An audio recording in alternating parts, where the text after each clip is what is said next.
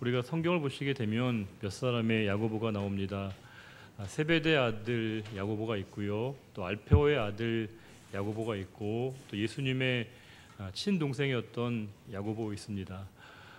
오늘 말씀을 기록한 사람은 누구일까요? 오늘 야고보서는 예수님의 친동생이었던 그 야고보가 기록한 말씀입니다. 야고보를 구약식으로 얘기하면 야곱입니다.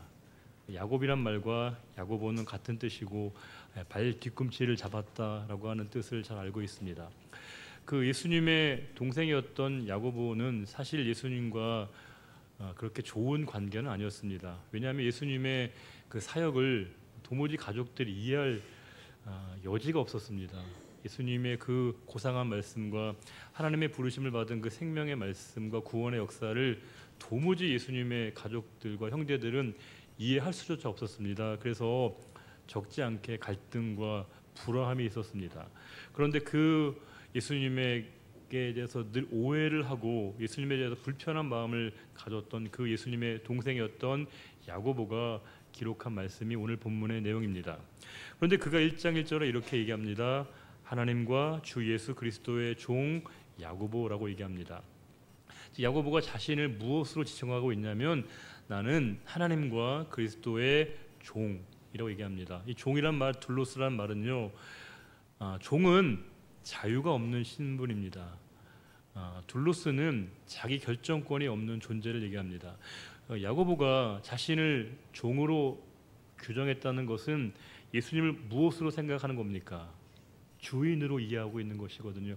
그 전까지는 예수님을 하나의 형으로, 육신의 형으로 약간 얕게 봤던 그 야고보인데, 그 야고보가 예수님에 대해서 이제 예수님은 나의 주님이시고 저는 당신의 종입니다 라고 하는 것을 얘기합니다. 우리가 예수님을 만나게 되어지는 계기는 여러 가지가 있을 수 있습니다. 어떤 분들은 몸과 마음의 아픔, 그러니까 질병을 치료하기 위해서 내 고통과 아픔을 치유해 줄 수 있는 분을 구하다가 그분이 바로 예수님이시라는 것을 깨닫게 되고 나의 몸과 마음의 질병과 아픔을 치료하는 치유자로서의 예수님을 만나는 분도 계십니다. 또 어떤 분들은 너무 경제적으로 힘들고 어려운 나머지 이제 신락 같은 희망을 품고 나의 경제적인 상황 가운데 해결을 얻기 위해서 재정적인 상황을 해결하기 위해서 정말 예수님을 찾는 분이 계시고요, 또 그분께 이렇게 나오는 분들도 계십니다. 또 어떤 분들은 감당할 수 없는 어려움들, 게다가 자녀 때문에 속상해서 자녀들로 인해서 너무 힘들어서 그것 때문에 마음의 위로를 얻고 위안을 얻기 위해서 예수님께 나오는 분들도 계십니다. 그러나 어떠한 이유와 어떠한 연유로 예수님께 나왔든지 우리 모두가 궁극적으로 도달돼야 될 마지막 지점은 그분이 우리의 주님이시라는 사실입니다.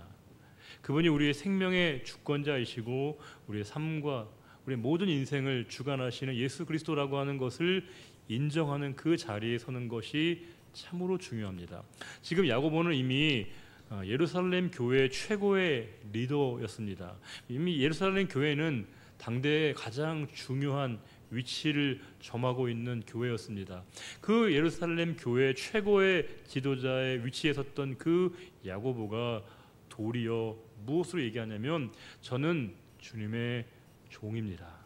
주님은 저의 주인이시고 저는 주님의 종에 불과합니다. 이렇게 자신의 정체성을 규정하고 있습니다. 그런 야고보가 이렇게 얘기합니다. 1절에 흩어져 있는 12지파에게, 흩어져 있다는 말은 디아스포라입니다. 즉 곳곳에 흩어져 있는 12지파, 즉 교회를 얘기하는 것이고요, 성도를 가리키는 표현입니다.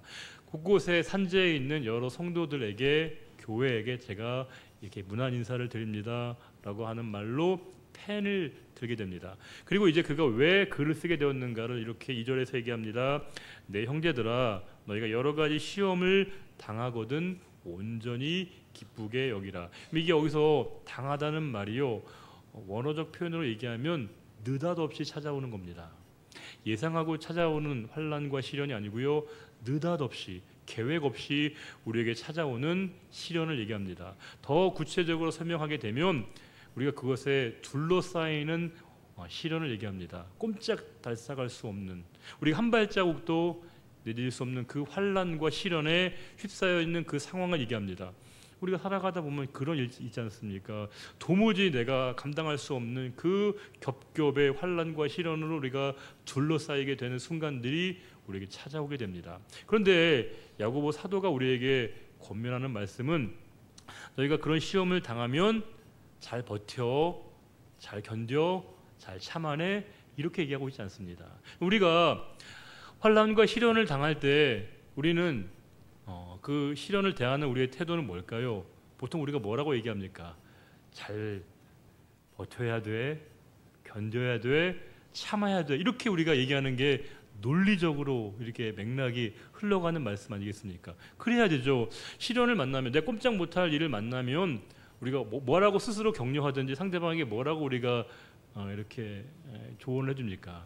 잘 버텨, 잘 견뎌, 잘 참아내, 이게 우리가 얘기해 줄 수 있는 수준의 말이거든요. 통상적인 우리의 화법입니다. 그런데 야고보 사도는 잘 버텨야 돼, 잘 견뎌야 돼, 잘 참아야 돼, 이렇게 얘기하지 않고요. 뭐예요?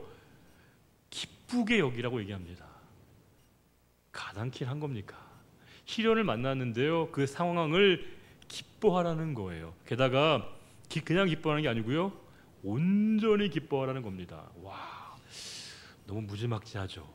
아니, 우리가 환난과 시련을 만나서 잘 버텨봐, 잘 견뎌봐, 잘 이겨내봐, 이 정도 얘기하는 것도 정말 상대방에게 쉽지 않은 말인데, 야고보 사도는 뭐라고 얘기하냐면 그 시련을 너희가 느닷없이 만나게 되고 그 시련에 휩싸이게 되면, 애워싸이게 되면 그 상황 때문에 도리어 기뻐해야 돼, 온전히 기뻐해야 돼, 이렇게 얘기합니다.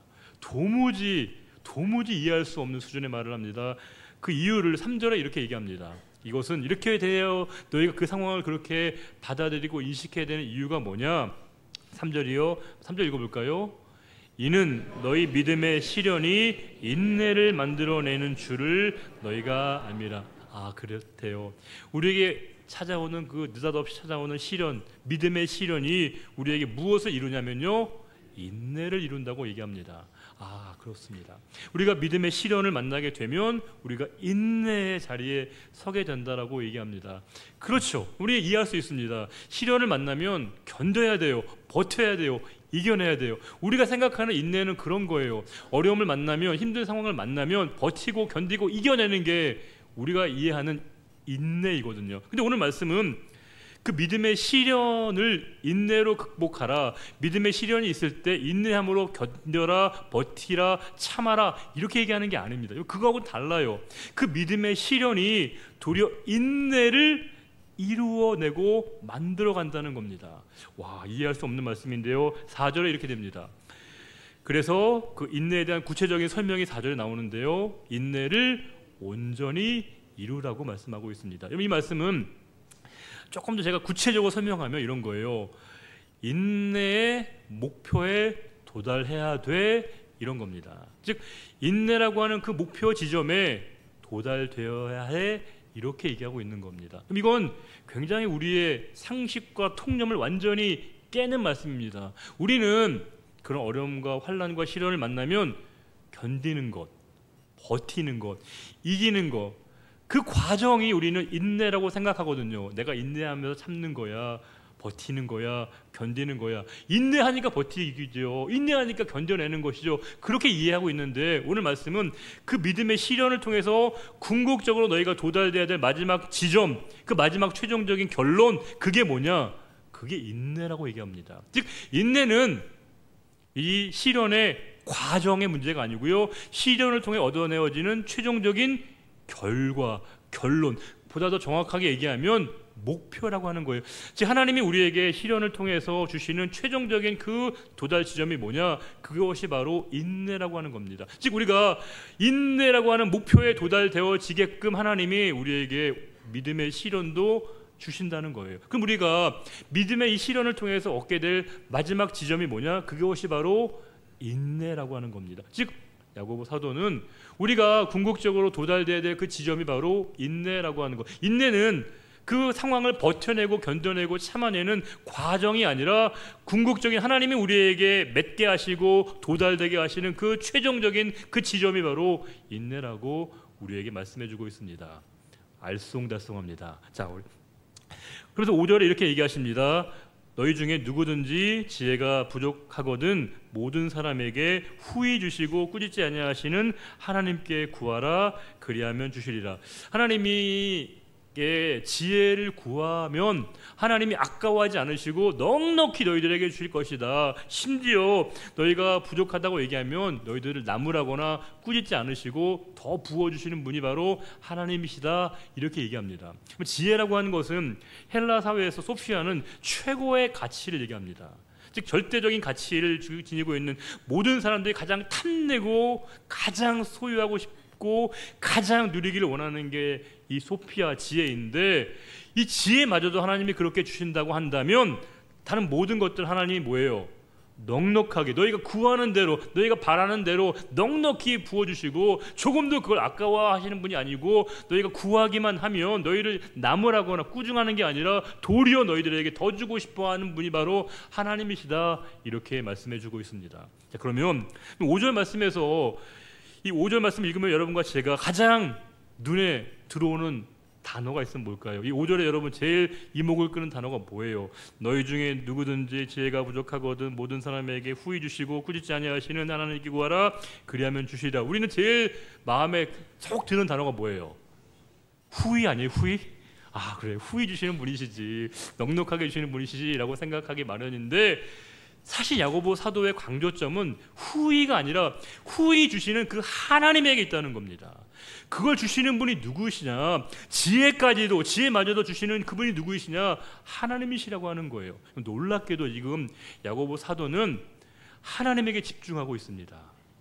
하나님에게 우리의 마음을 두고 하나님에게 우리의 시선을 두라고 끊임없이 우리를 독려하고 있습니다. 그러면서 6절과 7절과 8절은 한 단락의 말씀인데 같이 한번 읽어볼까요? 6절, 7절, 8절입니다. 오직 믿음으로 구하고 조금도 의심하지 말라. 의심하는 자는 마치 바람에 밀려 요동 바다 물결 같으니 이런 사람은 무엇이든지 주께 얻기를 생각하지 말라. 두 마음을 품어 모든 일에 정함이 없는 자로다. 봐요, 여러분 아멘 잘 안 나오시잖아요. 이 말씀 왜요? 부담스럽거든요. 왜냐하면 오늘 말씀은 너희들 말이야 의심하면 안 돼, 조금의 의심도 하면 안 돼, 이렇게 우리에게 다그치는 말씀처럼 느껴지기 때문에 상당히 우리에게 부담이 된다는 거예요. 그러면서 어떻게 비유로 말씀하시냐면 의심하는 사람은 바람에 밀려서 요동하는 바닷물결 같은 거야 라는 겁니다. 바닷물결 같다는 건 뭘까요? 두 가지 의미를 얘기하죠. 요동치면서 갈팡질팡하는 상태를 얘기하는 것이고, 바다는 끝이 없습니다. 즉 의심하는 사람의 의심은 끝이 없는 거야, 이렇게 말씀하시면서 이런 마음, 이런 사람은 주님이 주시는 거 기대도 마 이렇게 얘기하시면서 이건 바로 두 마음을 품는 것이기 때문에 마음이 확정된 상태가 아니야, 이렇게 단호하게 얘기합니다. 근데 이게 저와 여러분에게 불편함을 주는 이유가 뭘까요? 우리는 주님이 우리에게 어떤 말씀을 약속하시면 단단히 붙잡고 있죠. 우리가 전혀 의심도 없고 갈등도 없고 고민도 하지 않죠, 여러분. 우리끼리니까 어때요, 여러분? 얘기해 보세요. 어때요, 여러분? 아니에요. 분명히 약속의 말씀 주셨지만요, 헷갈려요. 의심도 살짝 몽글몽글 올라올 때도 있고, 진짜 이게 맞아? 이 길이 맞아? 정말 그 주님의 말씀 믿어도 되는 거야? 그 약속의 말씀 신뢰해도 되는 거야? 라고 하는 우리의 이 실제 모습인데, 오늘 말씀은 늘 의구심 가운데 헷갈려하고 있는 우리들에게 여러분 힘이 되어지는 말씀보다는 마치 힘이 빠지는 말씀처럼 보인다는 겁니다. 자, 그러면 이 말씀을 찬찬히 다시 한번 보겠습니다. 6절과 7절과 8절에 우리에게 의심하지 말라는 이 말씀을 그렇게까지 강조하는 그 말씀의 포커스는 사실은 6절 맨 앞에 있습니다. 6절 맨 첫 번에 무엇을 시작하냐면 오직 믿음으로 구하라. 믿음으로 오직 구하라고 하는 그 상황을 강조하기 위한 겁니다. 이 말씀에서 믿음으로라고 하는 말의 원어적인 의미는요, 믿음 안에서입니다. 믿음 안에 있도록 야고보 사도가 얘기하고 있습니다. 우리는 믿음이라는 게 두 가지 양태로 갈라진다는 걸 알 수 있습니다. 믿음은요, 크게 보면 두 가지입니다. 사실에 대한 믿음이 있고요, 존재에 대한 믿음이 있습니다. 아이가 그럴 수 있잖아요. 아이가 있는데 그 부모가 아이들에게 이번 여름에 너희들 좋은 워터파크 놀이동산에 데리고 갈게, 풀장에 데리고 갈게, 수영장 데리고 갈게 라고 하는 약속을 부모가 자녀에게 하면 부모의 약속이죠. 아빠의 약속이고요, 엄마의 약속입니다. 그럼 그때부터 아이는 뭐만 생각할까요? 마음은 이미 풀장에 가 있습니다. 수영장에 가 있습니다. 애는요, 엄마에 대한 그 말에 대한 신뢰감과 기대감을 갖고 약속의 말을 듣고요, 아이가 믿음을 갖는데 사실 아이의 그 믿음은 뭐예요? 그 이루어질 그 현상과 사실에 대한 믿음을 크게 갖는다는 거예요. 아이는 그게 흔들리면 안 됩니다. 아이의 마음은 어떤 경우에도 그것이 틀어지면 안 돼요. 언제나 그 아이의 마음속에는 그 약속한 내용, 그 사실에 대한 믿음을 아이의 마음속에 갖고 있습니다. 그러나 그것은 성경이 강조하고 있는 믿음과는 조금 차이가 있다는 거예요. 우리가 사실에 대한 믿음이 필요 없거나 가치가 없다는 걸 얘기하는 게 아닙니다. 그러나 우리에게 필요한 믿음은 뭐냐?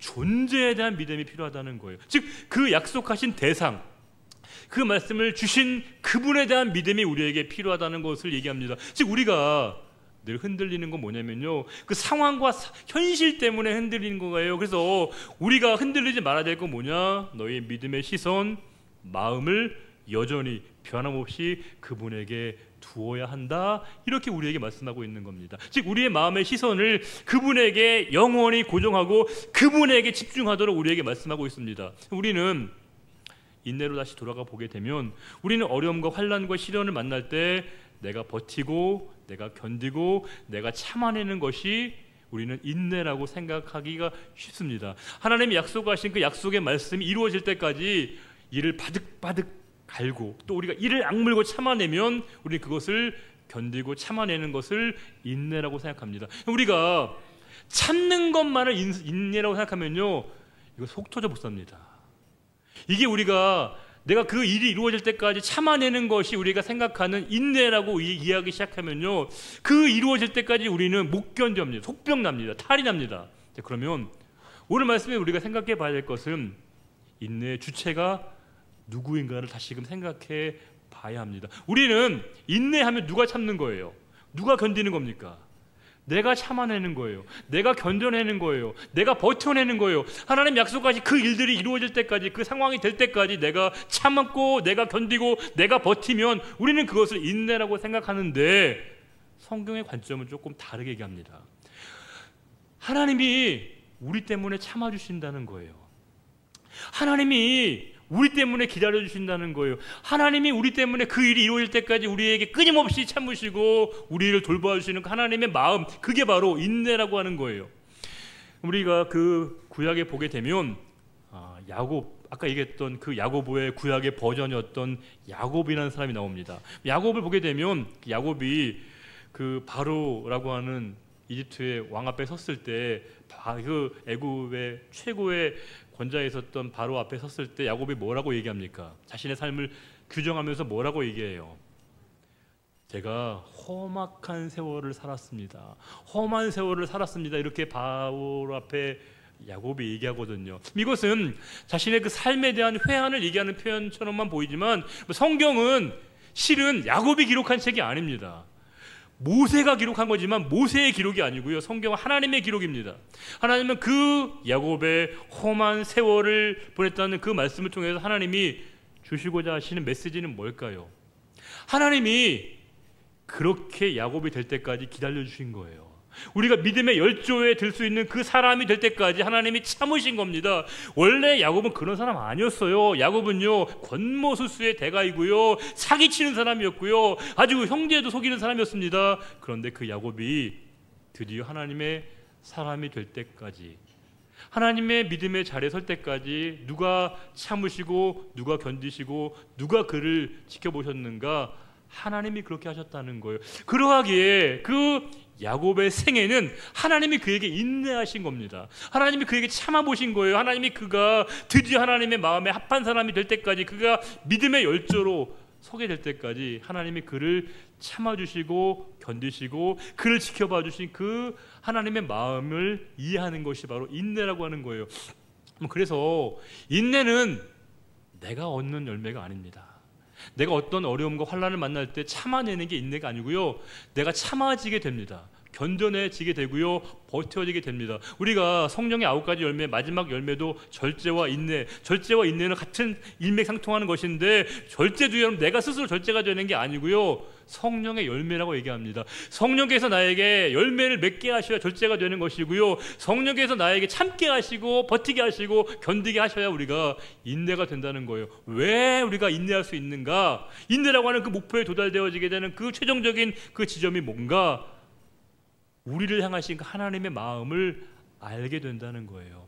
하나님이 나를 참아주셨구나, 나를 지켜봐 주셨구나, 나를 견뎌주셨구나, 하나님이 나를 길이 살펴주셨구나 라고 하는 그 하나님의 마음을 아는 거예요. 그래서 우리가 인내를 얻으면요, 인내를 통해서 우리는 주님의 마음을 헤아리게 되고 나를 향한 하나님의 마음을 이해하게 되고요, 더 나아가서 그 주님의 마음을 본받고 싶은 마음, 주님의 마음을 배우고 싶은 그 마음의 자리에 서게 되는 것, 그것을 야고보 사도는 인내라고 얘기하고 있습니다. 그 환난과 시련과 연단을 통해서 우리는 궁극적으로 그것을 내가 통해서 그 상황 속에서 내가 그리스도를 끊임없이 묵상하는 그 지점에 서게 되면 마지막에 그 주님의 마음, 주님의 성품의 인내에 도달되어지게 되기를 바라는 것이 야고보 사도의 고백인 것이고, 그것이 하나님의 마음이라는 거예요. 하나님은 궁극적으로 환난과 시련을 통해서 우리가 온전히 기쁘게 받아들이는 그 이유가 뭐냐? 그 환난과 시련은 내가 그리스도를 집중하게 만드는 시간인 것이고요, 주님을 바라보게 되는 시간이고, 주님을 더 깊이 의지하는 시간을 통해서 내가 전적으로 내 삶을 하나님께 고정하는 그 삶을 통해서 하나님의 마음을 이해하게 돼서, 아, 하나님이 나를 그렇게까지 기다려주셨구나, 하나님이 나를 그렇게까지 참아주셨구나, 하나님이 나를 그렇게까지 봐주셨구나라고 하는 그 하나님의 마음을 헤아리게 되어지는 그 지점, 그 최종적인 목표치가 뭐냐? 그것이 바로 인내라고 우리 야고보 사도는 얘기합니다. 그러면서 그 마음을 갖게 되어질 때 우리의 삶에서 어떻게 적용할 수 있는가? 9절부터 11절 보겠습니다. 낮은 형제는 자기의 높음을 자랑하고 부한 자는 자기의 낮아짐을 자랑하라고 되어 있습니다. 낮다는 것은 사회 경제적으로 낮은 신분을 얘기하는 것인데, 낮은 지위에 있는 사람, 즉 자타가, 스스로도 그렇고 타인이 스스로 우리를 낮춰보는 사람은 자기의 높아짐을 자랑하래요. 높아진다는 건 뭘 얘기할까요? 사회 경제적 신분의 상승만을 얘기하는 게 아니죠. 더 중요한 본질적인 가치는 뭐예요? 하나님이 나를 그렇게 당신의 자녀의 지위에 세우신 것을 기뻐하는 상태가 된다는 거예요. 사람들이 나를 무시해요. 스스로 사람들이 자꾸 우리를 하찮게 보는데 하나님은 나를 그렇게 보지 않으신다는 그 확신을 깨닫게 되어질 때 우리는 마음이 기뻐지게 되고요, 그 마음의 기쁨이 충만해서 감사가 넘쳐서 오늘 야고보 사도는 그 상황 가운데 그 상황을 자랑의 자리에까지 이르게 한다고 말씀하고 있습니다. 10절은요, 부한 자는 자기의 낮아짐을 자랑한다는 겁니다. 이 부한 사람은요, 자기 낮아짐을 자랑하는 게 쉽지 않습니다. 가진 사람은요, 낮아지는 거 진짜 어려워요. 불가능할 만큼 어렵습니다. 그런데 오늘 말씀은 부한 자, 물질만이 아니라 무언가를 소유하고 많은 것을 가지고 있는 사람이 기꺼이 낮아진다는 거예요. 낮아짐을 우리가 알고 있는 용어로 표현하면 뭘까요? 겸손해지는 거예요. 스스로 겸손해지는 게 아니라 내 삶을 통해서 내가 많은 것을 갖고 있지만 그 자리에서 오히려 그 부함을 자랑하는 것이 아니라 내가 낮아질 수 있게 하신 그 하나님에 대한 기쁜 마음을 갖게 된다는 거예요. 그러하기에 오늘 말씀의 9절과 10절 공의, 자랑은 내가 높아진 나를 자랑하는 것도 아니고요, 스스로 낮게 여기는 겸손해지는 자기 자신을 대견하고 자랑하는 게 아니라 뭐예요? 나를 그렇게 하신 하나님에 대한 그 자랑인 겁니다. 지금 야고보 사도는 그러하게 누구를 자랑해야 되는가? 하나님을 자랑하게 되는 것이고, 그분을 자랑할 수밖에 없는 자리에 서게 되었다는 것을 의미하게 됩니다. 나를 높이신 분도 하나님이시고 나를 낮추시는 분도 하나님이시기에 내가 어떠한 위치에 서든지 내가 어떠한 자리에 서든지 나를 나 되게 하신 분이 바로 하나님이시기에 그분으로 말미암아 나는 기뻐하고 감사하고 감사를 뛰어넘어서 그분을 자랑할 수밖에 없는 그 자리에 서게 된다는 것을 의미합니다. 그리고 그 근본적인 이유가 뭐냐? 9절, 낮은 형제는 자기의 높음을 자랑하고 부한 자는 자기의 낮아짐을 자랑할지니 이는 뭐예요? 그가 풀의 꽃과 같이 지나갑니다. 즉 우리의 모든 것은 다 지나간다는 거예요. 그것이 시간이든 아니 물질이든 그것이 영원히 우리의 것이 아니라 궁극적으로 다 지나간다는 거예요. 높은 지위에 있는 사람 영원히 그 자리에 있는 게 아닙니다. 빈곤한 자리에 있는 사람 영원히 그 자리에 있는 게 아니라는 거예요. 내 모든 상황은 다 지나가 버린다는 거예요. 이 말은 인생의 회한만을 얘기하는 게 아닙니다. 내 시간의 주인이 누구이시냐, 물질의 주인이 누구이시냐를 우리에게 고백하게 하는 겁니다. 얼마 전에 어떤 성도님과 대화 중에, 통화 중에 이렇게 그분이 얘기하시더라고요. 그분이 되게 기운이 빠진 목소리로, 힘이 빠진 목소리로 그렇게 얘기하셨습니다. 목사님, 세월이 가니까 너무 힘들어요. 곳곳에 아프고요. 너무 서러워요. 이렇게 얘기하시더라고요. 이해되시죠? 우리가 시간이 가면, 세월이 가면 다 이렇게 아픈 데밖에 없어요. 아프거나 더 아프거나. 결국 우리 시간이 가면 다 그러시더라고요. 그리고 또 아프니까 마음이 조금 서럽고 외롭고 우울해지게 됩니다. 그분의 마음 제가 충분히 동감이 되고 이해가 됐습니다. 제가 그분의 말씀 듣고 여러 가지를 공감하면서 제가 마지막으로 그런 말씀을 좀 드렸습니다. 정말 그 마음 제가 다는 모르지만 조금은 이해할 것 같은데요. 근데 생각해 보면 세월이 얼마나 힘이 있는지 아시죠? 세월을 이기는 장사가 없습니다. 세월은 엄청난 힘이 있고요, 엄청난 강력한 무기를 갖고 있는 게 바로 세월입니다. 세월 앞에 그 누구도 맞서거나 대항할 수 없습니다. 무기력해지는 게, 우리를 무기력해지게 만드는 게 세월의 힘입니다. 제가 그분에게 그렇게 얘기했습니다. 그런데 우리의 시간, 생명 다 하나님의 거 아닙니까? 우리 모든 것 다 그분의 거 아니셨습니까? 근데 세월이라고 하는 것은 제가 볼 땐 세월, 달마다 하나님 앞에 세를 내고 우리가 살았던 겁니다. 우리의 거 아니고요, 하나님의 것이었는데 매달마다 우리가 하나님 앞에 이렇게 세를 내는 마음으로 살았던 것이고, 이제 그 기간이 끝나면 원래 주인이었던 그분에게로 돌려드리는 게 바로 우리의 인생입니다 라고 하는 말씀을 드렸습니다. 그렇지 않겠습니까? 우리의 시간이든 우리의 물질이든 그 모든 것은 다 우리의 것이 아닙니다. 잠시 하나님 우리에게 맡기신 겁니다. 언젠가 다 그분의 것으로 돌아갈 때 우리는 지금 맡겨진 우리의 시간과 물질, 그 모든 삶을 통해서 하나님의 기쁨이 되어지는 삶을 살아가는 것이야말로 하나님이 우리에게 그것을 맡기신 분명한 이유를 깨닫는 성도의 올바른 태도라고 하는 겁니다. 오늘 야고보 사도는 그렇게 얘기합니다. 너희가 믿음의 시련을 만나거든 온전히 기쁘게 여기라고 얘기합니다. 어렵죠. 어렵습니다. 시련을 만났는데 어떻게 웃음이 나고 기뻐할 수 있겠습니까? 그런데 성도는 그 믿음의 시련이 하나님을 더 바라보게 하는 시간이 된다는 겁니다.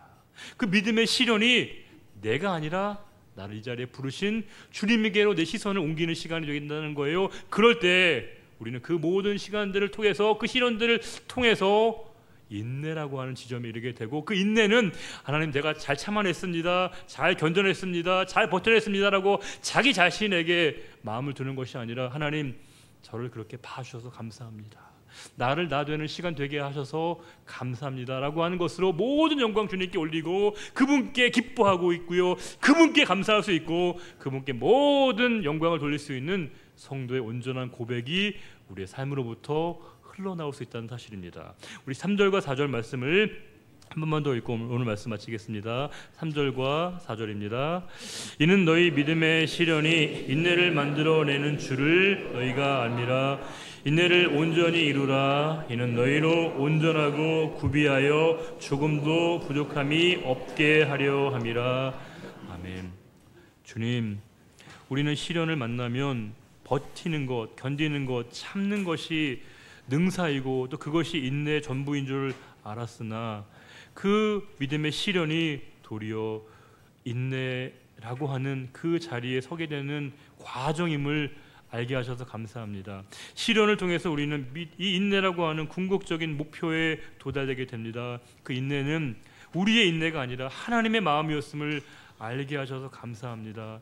늘 흔들리고 넘어지고 주님을 배반할 수밖에 없었던 저희들이 이것만 다시금 손을 붙잡아 주시고 이 자리에 서게 하신 그 주님의 놀라운 사랑 앞에 말할 수 없는 기쁨과 은혜를 깨닫게 됩니다. 주님, 저희들을 이 자리에 세워주셔서 감사드리고 이 말씀을 듣게 하셔서 감사드립니다. 저희가 시련을 만날 때 낙담하지 않고 두려워하지 않고 기쁘게 그것을 맞으며 오히려 그 상황 속에서 믿음의 주여 온전케 하시는 주님을 바라보는 우리의 삶이 되게 하실 것을 믿사오며 언제나 우리와 함께 하시고 우리를 도우시는 우리의 주님 예수 그리스도의 이름으로 감사하며 기도드립니다.